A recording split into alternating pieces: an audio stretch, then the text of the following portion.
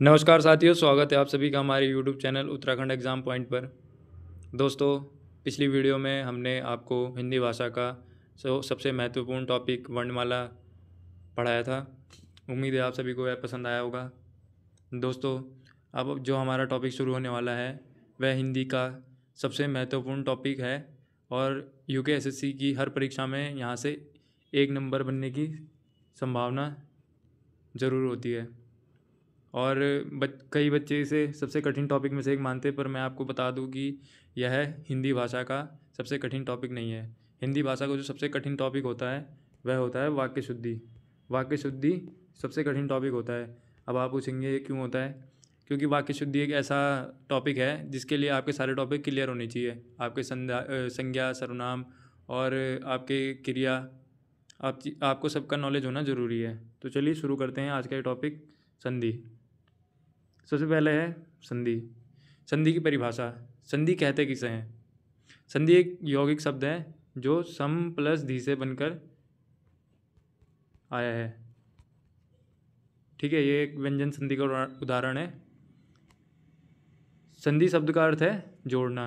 दो वर्णों के मेल या जोड़ से होने वाले विकार को क्या कहते हैं? संधि कहते हैं।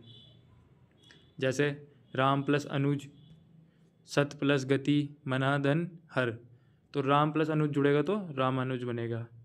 ठीक है, राम प्लस अनुज जुड़ेगा तो रामानुज बनेगा। सत प्लस गति बनेगा तो सदगति बनेगा। और मनाधन हर बनेगा तो मनोहर बनेगा। ठीक है, ये हो गया आपका संधि। कि संधि को कहते क्या हैं? दो वर्णों के मेल से होने वाले विकार को संधि कहते हैं। अच्छा, अब आप बोलेंगे कि दो वर्णों का मेल तो होता है कई बार, लेकिन कई बार उसमें विकार उत्पन्न नहीं होता, तो उसे हम क्या कहते हैं? संयोग कहते हैं। तो अब हम देखते हैं संयोग और संधि में क्या अंतर होता है। संयोग सम प्लस योग से बना है, जिसकी परिभाषा होती है जहाँ बिना विकार या परिवर्तन के शब्द जुड़ते हों। जहाँ बिना विकार या परिवर्तन के शब्द जुड़ते हों। अच्छा, अगर दो वर्ण जुड़ रहे हैं, मान लीजिए आ प्लस आ जुड़ रहा है और बड़ा आ बना रहा है, तो ये क्या है? ये तो संधि का उदाहरण है, क्योंकि इसमें विकार आ गया। दो छोटे आ जुड़े और एक बड़ा आ बन गया, तो ये तो संधि का उदाहरण है। लेकिन ऐसे दो वर्ण जुड़े जिनको जोड़कर कोई विकार उत्पन्न ना हो, कोई परिवर्तन ना हो, शब्द यथासम्मत ही रहे, उसे क्या कहते हैं? संयोग कहते हैं। जैसे देश प्लस प्रेम, ये किसका उदाहरण है? संयोग। जैसे दीर्घ धन काल, दीर्घ काल। तो संयोग और संधि में यही अंतर होता है कि संयोग में विकार उत्पन्न नहीं होता दो वर्णों के जुड़ने से, जबकि संधि में क्या होता है? विकार उत्पन्न होता है, अर्थात परिवर्तन होना आवश्यक है। ये संधि की क्या है? शर्त है। चलिए जी, अब देखते हैं संधि कितने प्रकार की होती है। आप सभी को पता है संधि कितने प्रकार की होती है? हिंदी भाषा में 3 प्रकार की होती है: स्वर संधि, व्यंजन संधि और विसर्ग संधि। ठीक है, लेकिन जो हम जिसको पढ़ेंगे वो हम केवल स्वर संधि को ही अपना मेन फोकस बनाएंगे, क्योंकि हमारे जो उत्तराखंड अधीनस्थ चयन सेवा आयोग है वो सिर्फ उसके सिलेबस में स्वर संधि दिया हुआ है और प्रश्न जो बनते हैं केवल स्वर संधि से बनते हैं। अतः हम अपना समय बर्बाद नहीं करेंगे व्यंजन संधि और विसर्ग संधि में, हम केवल स्वर संधि पढ़ेंगे। अच्छा, अब आप सभी को पता है कि स्वर संधि, व्यंजन संधि, विसर्ग संधि 3 संधियाँ होती है, लेकिन संधि होती कितने प्रकार से है? मैं ये नहीं पूछ रहा हूँ संधि कितने प्रकार की होती है, मैं ये पूछ रहा हूँ संधि होने की जो शर्तें होती है वो कितने प्रकार की होती है। तो यहाँ पर 4 प्रकार की शर्तें होती है। 4 प्रकार से क्या होती है? संधि होती है। चलिए उन 4 प्रकारों को भी देख लेते हैं, किन किन प्रकार से संधि होती है। पहला होता है हमारा आदेश। क्या होता है? आदेश। जब दो वर्णों के मेल से नया वर्ण बनता है तो उसे क्या कहते हैं? आदेश कहते हैं। जब दो वर्णों के मेल से नया वर्ण बनता है तो उसे आदेश कहते हैं। जैसे सत प्लस गति, तो ता और गा जुड़ के क्या बन गए? दा बन गए। ये अपने वर्ण के किसमें?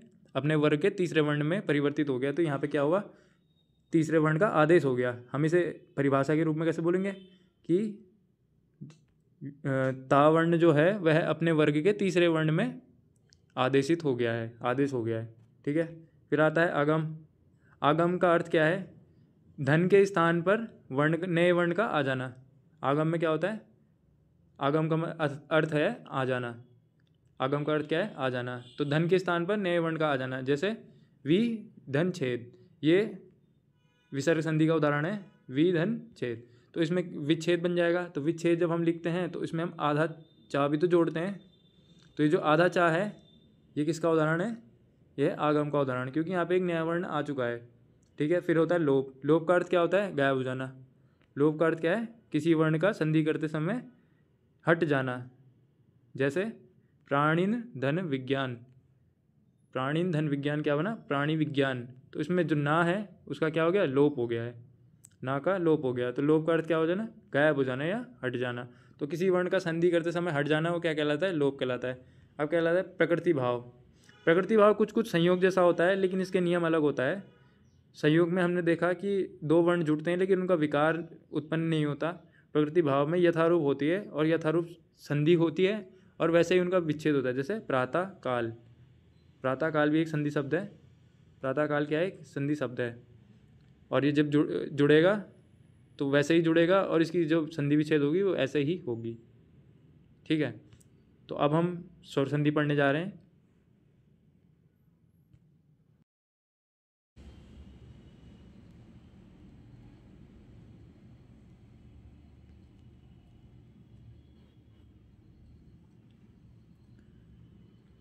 तो अब हम शुरू करते हैं अपना पहला भेद संधि का, स्वर संधि। स्वर संधि की पहले परिभाषा देख लेते हैं।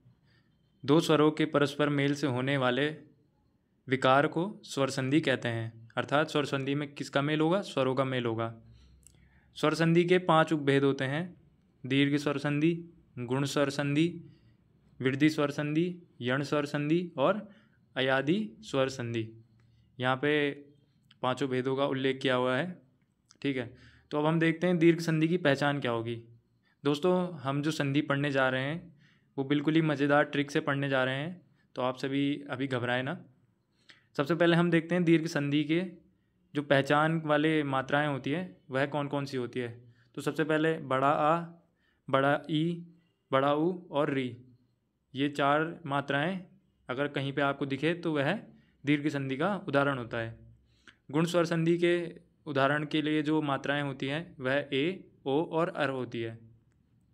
फिर आती है वृद्धि संधि। वृद्धि संधि में ए और औ की मात्रा, आई और औ की मात्रा इसकी शब्दों में आती है।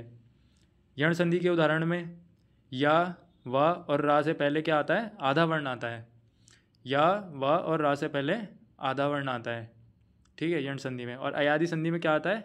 या और व से पूर्व पूरा वर्ण आता है। ठीक है। या और व से पूर्व अगर आधा वर्ण है तो वहाँ पे यण संधि होगी, और यदि पूरा वर्ण है तो वहाँ पे अयादि संधि होगी। चलिए दोस्तों अब मैं आपको एक कहानी सुना रहा हूँ जो कि आप बहुत ध्यान से सुनिएगा। अगर आपने एक बार ये कहानी ध्यान से सुन ली तो मैं आपको यह गारंटी दे सकता हूँ कि कभी भी आपके जो संधि वाले प्रश्न होंगे वह आप भूलेंगे नहीं। ये कॉन्सेप्ट अगर आपके दिमाग में छप गया एक बार तो आप कभी भी किसी भी उदाहरण में देखकर ये बता सकते हैं कि कौन सा शब्द किस संधि का उदाहरण है। देखिए, एक हरीश नाम का लड़का है जो भानुदय के समय पिता से ऋण लेकर विद्यालय जाता है। क्या बोला मैंने? एक हरीश नाम का लड़का है जो भानुदय के समय पिता से ऋण लेकर विद्यालय जाता है। ठीक है। वहाँ उसे कौन मिला? वहाँ उसे रमेश मिला। रमेश कैसा लड़का है? रमेश आपकी तरह परोपकारी लड़का है। ठीक है। और रमेश के साथ में वहाँ और कौन था? ऋषि थी। ऋषि था और ऋषि के साथ ऋतु भी थी। और आपको पता है यदि कोई लड़की से मिलता है तो लड़की क्या करवाती है? खर्चा करवाती है। तो वहाँ पे ऋतु भी थी, तो ऋतु ने खर्चा करवाया होगा, जिससे क्या हो गया? ऋण हो गया। जिससे क्या हुआ? ऋण हो गया। ठीक है, इतनी बात आप समझ गए। तो जब आपने देखा वहाँ पे ऋण हो गया तो आपने हमसे पूछा कि सर ये घटना कब कब घटती है? तो हमने बोला ये घटना तो सदैव घटती है। यह घटना कब घटती है? सदैव घटती है। तो हमने बोला इन्हें ज़रूर कोई परमौषधि देनी पड़ेगी। कौन सी औषधि देनी पड़ेगी? परमौषधि देनी पड़ेगी, नहीं तो ये लोग माता से आज्ञा लेकर हम लोगों पर अत्याचार करेंगे। अगर हम इनको परमौषधि नहीं देंगे तो ये माता से आज्ञा लेकर हम लोगों पर अत्याचार करेंगे। अत्याचार नहीं करेंगे तो हमारा स्वागत करेंगे। और ये लोग हमारा स्वागत कैसे करेंगे? नयनों से करेंगे। हमारा स्वागत, आपने एक मुहावरा ही पढ़ा होगा, आंखें बिछाना। तो हमारा स्वागत कैसे करेंगे? नयनों से करेंगे। और कब करेंगे? जब हवा चलेगी या पवन चलेगी। ठीक है। अब आपने बोला होगा अपने दिमाग में कि ये क्या पढ़ा दिया सर ने। तो कई विद्यार्थियों को लगभग कुछ चीज़ें समझ में आ गई होंगी, कुछ कह रहे होंगे कुछ कुछ हो रहा है, और कई विद्यार्थी सोच रहे होंगे बहुत कुछ हो गया है। तो चलिए देख लेते हैं। सबसे पहले आपने देखा बड़ी ई की मात्रा, बड़े ऊ की मात्रा, री की मात्रा और बड़े आ की मात्रा। ये किसके उदाहरण हो जाएंगे? दीर्घ संधि के। ये किसके उदाहरण है? दीर्घ संधि के। फिर आपने देखा ए की मात्रा, ओ की मात्रा और अर का कॉन्सेप्ट आप छोड़ दीजिए, जहाँ पे ऋषि, ऋतु और ऋण। देखिए मैं गुण संधि की आपको ट्रिक बताता हूँ। ऋषि कौन होता है? जिसके अंदर गुण होते हैं। ठीक है। ऋतु, शीत ऋतु। ऋतु जो होती है, शीत ऋतु, वो किस लिए मशहूर होती है? अपने गुणों के लिए मशहूर होती है। तो ऋतु, जहाँ पर आपको ऋतु वाले शब्द दिखेंगे ऋतु से रिलेटेड, वहाँ पे गुण संधि होगी। ठीक है। जहाँ पे ऋषि शब्द दिखेगा, महर्षि, देवर्षि, ये किसके उदाहरण होंगे? ये गुण संधि के उदाहरण होंगे। और जहाँ पे ऋतु होगी, जैसे शीत ऋतु, ग्रीष्म ऋतु, ये सारे उदाहरण किसके होंगे? गुण संधि के, क्योंकि ऋतु अपने गुणों के लिए प्रसिद्ध होती है। और ऋण क्यों होता है? अपने अवगुणों के कारण। जो आपके अवगुण होते हैं उनके कारण आप पे ऋण हो जाता है। इसलिए जहाँ पे आपको ऋण दिखेगा, पितृ ऋण, मातृ ऋण, ये सारे उदाहरण किसके होंगे? गुण संधि के उदाहरण होंगे। ठीक है। उसके बाद आया सदैव।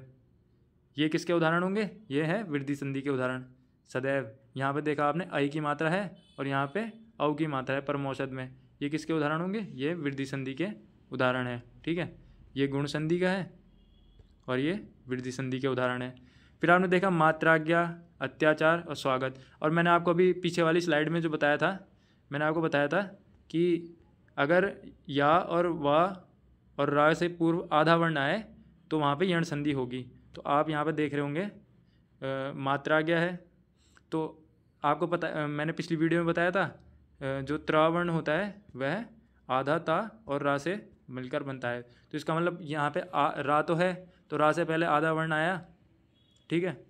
तो यहाँ पे यण संधि होगी। या से पहले आधा वर्ण आ रखा है तो यहाँ पे यण संधि होगी। और वा से पहले भी आधा वर्ण आ रखा है तो यहाँ पे यण संधि। तो ये किसके उदाहरण है? यण संधि के। ठीक है। ये हो गया हमारे यण संधि के उदाहरण। अब यहाँ पे है नयन और पवन। ठीक है। नयन, जब मैंने बोला था आपको या से पहले पूरा वर्ण आए, ध्यान रखिए इस चीज़ को। या से पहले अगर आधा वर्ण है तो यहाँ पे यण संधि होगी, लेकिन अगर या से पहले पूरा वर्ण है तो यहाँ पे कौन सी संधि होगी? अयादि। यहाँ पे अयादि संधि होगी। और वैसे ही वा से पहले पूरा वर्ण है तो कौन सी संधि होगी? अयादि। और वा से पहले अगर आधा वर्ण है तो दोस्तों अब हम स्वर संधि का जो पहला उदाहरण है, जो दीर्घ संधि है, उसको हम देख लेते हैं। इसकी पहचान वाले जो शब्द होते हैं वह कौन से होते हैं? बड़े आ की मात्रा, बड़ी ई की मात्रा, बड़े ऊ की मात्रा और छोटी री की मात्रा। ये जहाँ भी आपको दिख जाए वहाँ पे कौन सी संधि होगी? दीर्घ संधि। और दीर्घ संधि की मैं आपको एक ट्रिक बताता हूँ। ठीक है। आपको ये ट्रिक ध्यान से देखनी पड़ेगी। ये ट्रिक है कि बड़ा भाई और छोटा भाई दोनों बाजार गए, दोनों ने खाना खाया, तो पेमेंट कौन करेगा? बड़ा भाई तो करेगा। तो बड़ा भाई यानी आ प्लस आ बराबर हमेशा बड़ा आ होगा। चाहे यहाँ पे छोटा भाई हो, छोटा भाई और छोटा भाई दोनों खाना खाने गए, तब भी बिल कौन देगा? बड़ा भाई देगा। तब भी बिल कौन देगा? बड़ा भाई देगा। ठीक है। तो ये इसकी ट्रिक है। इसे आप ई में भी कर सकते हैं, जैसे बड़ी बहन और छोटी बहन दोनों बाजार गए तो पैसे कौन देगा? बड़ी बहन देगी। ठीक है। छोटी बहन और बड़ी बहन गई, तब भी कौन पैसे देगा? बड़ी बहन ही देगी। ठीक है। ये इसकी ट्रिक हो गई जो आपको हमेशा माइंड में रखनी है। तो इसके जो बेसिक उदाहरण है वो है विद्यालय। विद्यालय में विद्या प्लस आलय। आपको संधि को तोड़ते समय एक बात का ध्यान हमेशा रखना पड़ेगा कि जब भी हम संधि विच्छेद करें तो हमें दोनों शब्द सार्थक मिलने चाहिए। अगर निरर्थक शब्द मिल रहा है, जैसे आप इसे विद्या प्लस आलय नहीं कर सकते क्योंकि ये दोनों शब्द ही नहीं होते। सार्थक शब्द क्या होता है? विद्या और आलय। आलय मतलब घर, विद्या घर यानी विद्यालय। आप इसे देवालय भी कर सकते हैं। और इसी प्रकार से हरि प्लस ईश। देखिए छोटी, यहाँ पे छोटी ई की मात्रा है, हरि मतलब विष्णु और ईश मतलब भगवान। छोटी ई और बड़ी ई बराबर दोनों। मैंने आपको बोला छोटी बहन और बड़ी बहन बाजार गए तो हमेशा पैसे कौन देगी? पैसे देगी बड़ी बहन। पैसे कौन देगी? हमेशा बड़ी बहन देगी। ठीक है, इस तरह से आपको ये चीज़ याद रखनी पड़ेगी। वैसी ऊ की मात्रा में होता है। ठीक है, भानु प्लस उदय दोनों छोटे हैं तो पैसे कौन देगा? बड़े वाला भाई देगा। कौन देगा पैसे? बड़े वाला भाई देगा पैसे। भानु प्लस उदय दोनों छोटे ऊ बराबर क्या आ जाएंगे? बड़े ऊ बन जाएगा। ठीक है, वैसे पितृ प्लस ऋण में क्या बनेगा? री प्लस री बराबर बड़ी री। ठीक है, बड़ी री का उपयोग हिंदी भाषा में नहीं होता, इसलिए हम इसे री लिखते हैं। आप उम्मीद है आप सभी को ये समझ में आएगी दीर्घ संधि की परिभाषा और इसके कुछ बेसिक उदाहरण। अब हम इसके कुछ उदाहरण देख लेते हैं सबसे पहले। ठीक है, ये इसकी परिभाषा हो गई। आप चाहे तो इसका स्क्रीनशॉट ले सकते हैं। ठीक है, आप इसका स्क्रीनशॉट ले सकते हैं अगर आपको लेना है कि यदि ह्रस्व तथा दीर्घ आ ई ऊ के बाद ह्रस्व तथा दीर्घ आ ई ऊ आए तो दोनों के मेल से दीर्घ स्वर हो जाता है, यानी ये अपने बड़े में परिवर्तित हो जाते हैं। जैसे यहाँ पे दे रखा है मत प्लस अनुसार, तो ता में क्या है? छोटा आ है। ठीक है, और अनुसार में भी छोटा आ है, तो दोनों मिलकर क्या बन जाएंगे? बड़े बन जाएंगे, तो मतानुसार हो जाएगा। ऐसे ही गज प्लस आनन, गज यानी हाथी और आनन यानी सर, तो गजानन, ये आ प्लस बड़ा आ बराबर क्या हो जाएगा? बड़ा आ। ठीक है, मतलब दोनों आ मिलके क्या बनेंगे? बड़े आ ही बनेंगे। ठीक है, देख लेते हैं सीमांत, सीमा प्लस अंत, यहाँ पे पहले बड़ा आ गया, फिर छोटा आ गया, तो फिर क्या बनेगा? बड़ा आ। ये मैंने आपको बता रखा है ट्रिक से। ठीक है, वैसे यहाँ पे परमार्थ वगैरह, तो ये आ वाले जो उदाहरण हैं वो काफ़ी ईजी हैं, इनका आप स्क्रीनशॉट ले सकते हैं, खुद भी आप प्रैक्टिस कर सकते हैं। जैसे विद्या प्लस आलय, विद्यालय। सेवा प्लस अर्थ, तो सेवा में बड़ा आ गया वा में और छोटा आ अर्थ में, तो ये क्या बन गया? सेवा अर्थ। ठीक है, वैसे हम ई के उदाहरण कुछ देख लेते हैं। ई के उदाहरण जैसे प्रति धन ईक्षा, प्रतीक्षा। ये देखिए प्रति प्लस इच्छा, प्रतीक्षा। पहले छोटी ई है फिर बड़ी ई है, तो दोनों मिलके कौन सी ई बना देते हैं? बड़ी ई बना देते हैं। ठीक है, वैसे ही है देवी प्लस इच्छा, तो पहले आगे बड़ी ई आ गया और इच्छा में छोटी ई आ गया, तो बड़ी क्या बन गया? बड़ी ई बन गया, देवी इच्छा। यहाँ पे देखिए रवि छोटा ई प्लस छोटी ई बराबर बड़ी ई, रविंद्र। योगी धन ईश्वर, तो योगी में बड़ा ई है और यहाँ पे भी बड़ा ई है, तो दोनों क्या बनेंगे? बड़ी ई ही बनेगी। ठीक है, ये हो गया आपके ई वाले उदाहरण। अब यहाँ पे ऊ वाले उदाहरण देख लेते कुछ। ठीक है दोस्तों, कॉन्सेप्ट आपका क्लियर होना चाहिए। आप हज़ारों उदाहरण हल कर सकते हैं। एक बार आप अपने से भी प्रैक्टिस करिएगा किसी बुक से, वरना मैं आपके लिए एक वीडियो ले आऊँगा संधि की प्रैक्टिस, MCQs की, जो बार बार पूछे जाते हैं, तो उससे भी आपका क्लियर हो जाएगा। बस आपको अपने दिमाग में कॉन्सेप्ट याद रखना है कि संधि को हमेशा तोड़ना कहाँ से? जहाँ पे से आपको मात्रा दिखे। अब जैसे आप यहाँ पे देख रहे हैं कि मैंने आपको उदाहरण के कौन कौन से शब्द बताए? बड़ा आ बताया, बड़ी ई बताया और बड़ा ऊ बताया। तो आपको हमेशा शब्द वहीं से तोड़ना है। जैसे विद्यालय में आपको यहाँ पे बड़ा आ दिख गया या के पास, तो आप यहीं से तोड़ोगे शब्द को, विद्या प्लस आलय। वैसे ही आपको बड़ी ई दिख गई तो आपको अभीष्ट में अभी में बड़ा ई दिख गया, तो आपको शब्द यहीं से तोड़ना है। ठीक है, तो अभी प्लस इष्ट यहीं से टूटेगा शब्द, क्योंकि वहाँ से 2 सार्थक शब्द हमें मिलेंगे। अब देखते हैं छोटे ऊ के उदाहरण। तो विदु प्लस उदय, तो क्या बनेगा? विदुदय। ठीक है, वधु धन ऊर्जा, वधूर्जा। बड़ा ऊ प्लस बड़ा ऊ बराबर ये बड़ा ऊ बन जाएगा। ठीक है, यहाँ पे छोटा ऊ प्लस छोटा ऊ बराबर बड़ा ऊ बन गया था विदुदय में। ठीक है, लघु धन उर्मी, ये काफ़ी बार पूछा जाता है उदाहरण। लघु उर्मी किसका उदाहरण है? लघु उर्मी दीर्घ संधि का उदाहरण है। छोटा ऊ प्लस बड़ा ऊ बराबर बड़ा ऊ बन गया यहाँ पे। ठीक है, तो दोस्तों ये थी दीर्घ संधि के कुछ उदाहरण। उम्मीद है आप सभी को समझ में आया होगा। अब चलते हैं गुण संधि की तरफ। अब जो हमारा अगला प्रकार है स्वर संधि का, वह है गुण संधि। गुण संधि के पहचान की 3 मात्राएं हैं। पहली ए की मात्रा, दूसरी है ओ की मात्रा और तीसरी है अर की मात्रा। तो चलिए देख लेते हैं एक एक करके इनको। जब आ तथा आ के बाद ई तथा ई आए, जब आ तथा आ के बाद ई तथा ई आए तो उनके स्थान पर ए हो जाता है। उनके स्थान पर क्या हो जाता है? ए हो जाता है। ऐसे ही आ तथा आ के बाद ऊ तथा बड़ा ऊ आए तो उनके स्थान पर ओ हो जाता है। और जब आ तथा आ के बाद री आए तो उनके स्थान पर अर हो जाता है। अब इनके उदाहरणों के द्वारा देखते हैं कि यह कैसे होता है। सबसे पहले हमारे पास जो है वो आ वाले का उदाहरण है। यहाँ पर शब्द दिया है रमा प्लस ईश, तो रमा में बड़ा आ है, रमा में क्या है? बड़ा आ है, और ईश में क्या है? बड़ी ई। आ प्लस ई बराबर ए हो जाता है। हमने देखा यहाँ पे कि आ प्लस ई बराबर ए हो गया यहाँ पे, ये देखिए। तो ये बन गया रमेश। क्या बना? रमेश। ठीक है, वैसे ही यहाँ पर ऊ का उदाहरण देख लेते हैं। यहाँ पर लिखा है पर, तो प और र को जब आप अलग करेंगे तो इसमें छोटा आ मिलेगा आपको हमेशा। तो छोटा आ यहाँ पे है, रा पे छोटा आ लगा हुआ है, ठीक है। तो यहाँ पे क्या हुआ, आ प्लस छोटा ऊ बराबर क्या हो गया, ओ हो गया। क्या हो गया, ओ हो गया। जैसे कि हमने यहाँ पे लिखा है ओ हो जाता है। तो क्या बना शब्द, शब्द बना परोपकार। पर धन उपकार बराबर परोपकार। और हम जब देखते हैं महा प्लस ऋषि, महा में क्या है, बड़ा आ है और ऋषि में री है, तो इनके स्थान पर अर हो जाता है। तो यहाँ पे क्या बना शब्द महर्षि। तो दोस्तों जो ये स्पेशल उदाहरण है जो काफ़ी बार पूछ जाते हैं, महर्षि, देवर्षि, इन सब को मैं आपको एक बार इन सब से आपको अवगत कराने जा रहा हूँ। तो आप ये देखिए कि यहाँ पर कुछ उदाहरण दिए हैं। महर्षि महा प्लस ऋषि, तो महा में क्या है, बड़ा आ है यहाँ पे और ऋषि का री है, तो इनके स्थान पर अर हो गया, ठीक है। देव प्लस ऋषि, तो यहाँ पे देव में छोटा आ है और ऋषि का री है, तो यहाँ पे भी अर हो गया है। तो क्या शब्द बना, देवर्षि। तो आपको ये उदाहरण हमेशा ध्यान में रखने हैं कि महर्षि, देवर्षि, राजर्षि, जिनके ऊपर भी ऐसे करके ऋषि बना हुआ है, वो सारे उदाहरण किसके होंगे, गुण संधि के होंगे। कौन संधि के उदाहरण होंगे, गुण संधि के उदाहरण ये सारे होंगे। जितने भी ये दे रखे हैं, महर्षि, देवर्षि, राजर्षि, ब्रह्मर्षि, परमर्षि, ये सारे किसके उदाहरण होंगे, गुण संधि के। आप इनको एक बार ज़रूर से देखिएगा या आप इनका स्क्रीनशॉट भी ले सकते हैं। ये जितने भी उदाहरण हैं जिनके ऊपर ऋषि लगा है वो सारे किसके, गुण संधि के उदाहरण हैं। यहाँ पे ऋण वाले जो भी मैंने आपको बताया था, ऋण वाले जितने भी उदाहरण होंगे, महा ऋण, महा प्लस ऋण, यहाँ पे आ और री बराबर क्या हो गया, अर हो गया। देव, देव ऋण में आ प्लस री बराबर अर हो गया, तो ये देव ऋण।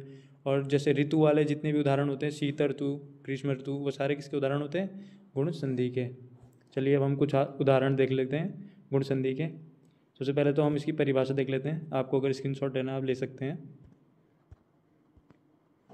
परिभाषा क्या कहती है मैंने आपको बता दिया। आ तथा आ के बाद ई आए तो ए हो जाएगा, अगर ऊ आए तो ओ हो जाएगा, और अगर री आए तो अर हो जाएगा, ठीक है। ये इसकी परिभाषा है जो मैंने आपको सिंपल शब्दों में समझा दी। तो यहाँ पर जैसे ही आपने देखा गज प्लस इंद्र, तो गज में क्या है, आ है और इंद्र में ई है, तो क्या हो गया, ए। तो जितने भी आप यहाँ पे देख रहे होंगे, जितने भी उदाहरण दिए गए हैं यहाँ पे, तो सब में क्या है, सब में अगर आ प्लस ई बराबर क्या हो रहा है, ए हो रहा है, तो गजेंद्र इसका उदाहरण हो गया। ऐसे ही अब अपनी तरफ से भी बना सकते हैं नरेंद्र। आप हज़ारों उदाहरण हल कर सकते हैं इस प्रकार से, क्योंकि अगर आपका एक बार कॉन्सेप्ट क्लियर हो गया तो आप हज़ारों उदाहरण स्वयं ही हल कर पाएंगे। जैसे लंका, लंका प्लस ईश, तो लंका में बड़ा आ है और ईश में ई है, तो लंकेश, ठीक है। वीर, वीर में आ है और उचित में ऊ है, तो वीरोचित। आ प्लस ऊ बराबर ओ हो जाता है। सूर्य प्लस ऊर्जा, सूर्य में आ है और ऊर्जा में ऊ है, तो सूर्य ऊर्जा हो जाएगा। ऐसी कमला प्लस ईश्वर, कमलेश्वर हो जाएगा। बड़ा आ और बड़ी ई मिलकर ए बनाएंगे, ठीक है, कमलेश्वर। अब जैसे यहाँ पे दिया है समुद्र प्लस उर्मी, समुद्र में आ है और उर्मी में ऊ है, तो समुद्र उर्मी, ये ऊ की मात्रा बन गई। और ये मैंने आपको स्पेशली बताए थे जो उदाहरण ऋषि वाले, ब्रह्मर्षि, ब्रह्मा प्लस ऋषि, ब्रह्म प्लस ऋषि, तो यहाँ पे आ प्लस री है, ये देखिए साइड में आ प्लस री बराबर क्या हो गया, अर हो गया, तो ये क्या बना, ब्रह्मर्षि।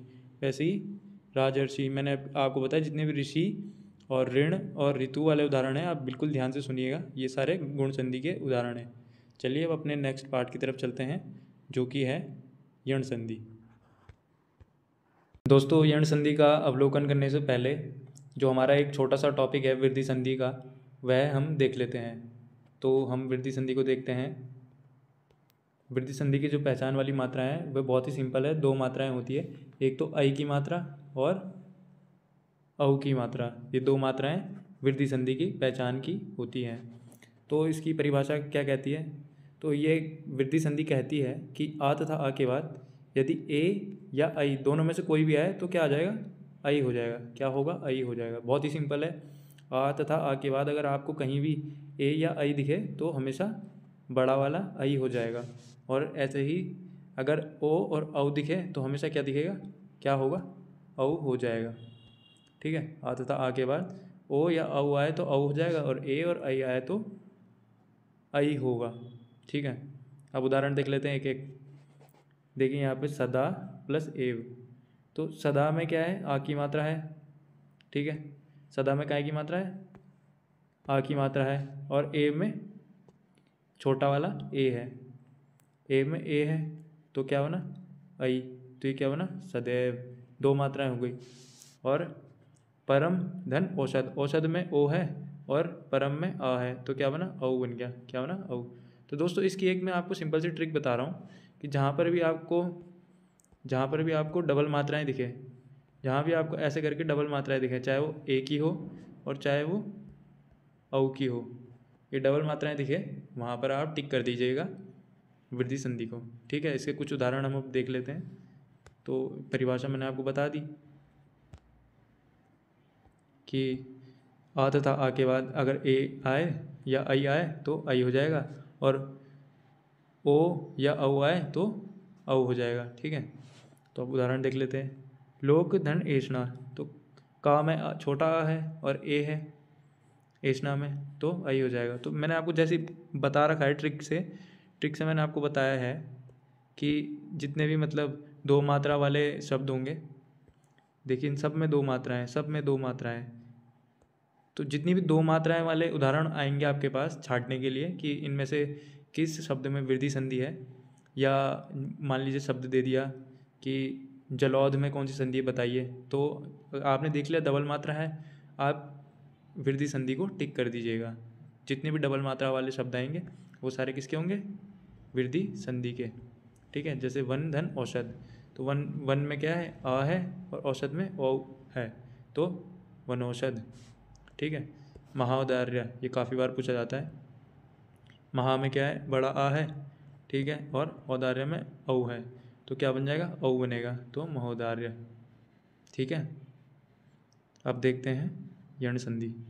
अब हम देख लेते हैं यण स्वर संधि, ठीक है। मेरी जो फेवरेट संधि है वो यण संधि है। मैं आपको बहुत ही इजी तरीके से ये बताऊंगा। तो परिभाषा इसकी जो कहती है वह कहती है कि ई, उ और री, ई, उ और री के बाद कोई भी अन्य स्वर, कोई भी, यहाँ पे ध्यान रखिए, कोई भी अन्य स्वर आ जाए तो ई के स्थान पर या, उ के स्थान पर व और री के स्थान पर रा हो जाता है, ठीक है। तो परिभाषा ने कहा। लेकिन दोस्तों मैं आपको इसकी ट्रिक बताता हूँ। तो ट्रिक है कि या, व और रा, ये तीन वर्ण आप ध्यान रखिए। यण संधि है तो या तो आपको याद ही रह जाएगा, व और रा, आपको ये तीन वर्ण और याद, दो वर्ण और याद करने हैं कि या, व और रा, इन दोनों के आगे कोई भी आधा वर्ण आए तो वहाँ पर कौन सी संधि होगी, यण संधि होगी।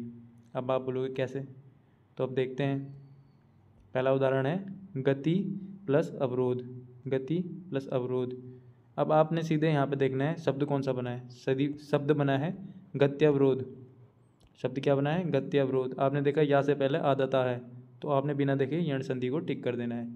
अब मैं बताता हूँ ये हुआ कैसे। ई के बाद आ आया, हमने बोला ई के बाद कोई भी स्वर आए, अन्य स्वर, ई नहीं आना चाहिए वरना तो दीर्घ संधि हो जाएगी। ई प्लस ई तो मैंने पढ़ाया ना आपको, ई प्लस ई बराबर क्या हो जाएगा, बड़ी ई हो जाएगा, ठीक है।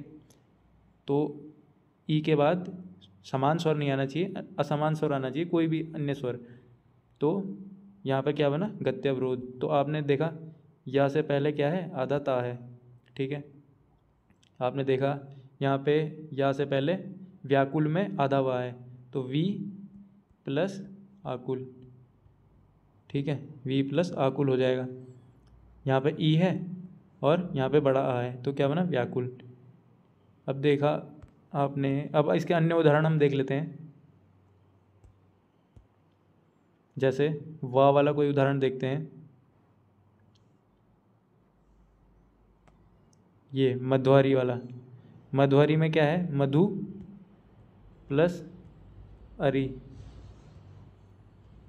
ठीक है। आपने देखा वा से पहले आधा वर्ण है तो यहाँ पे यण संधि हो जाएगी।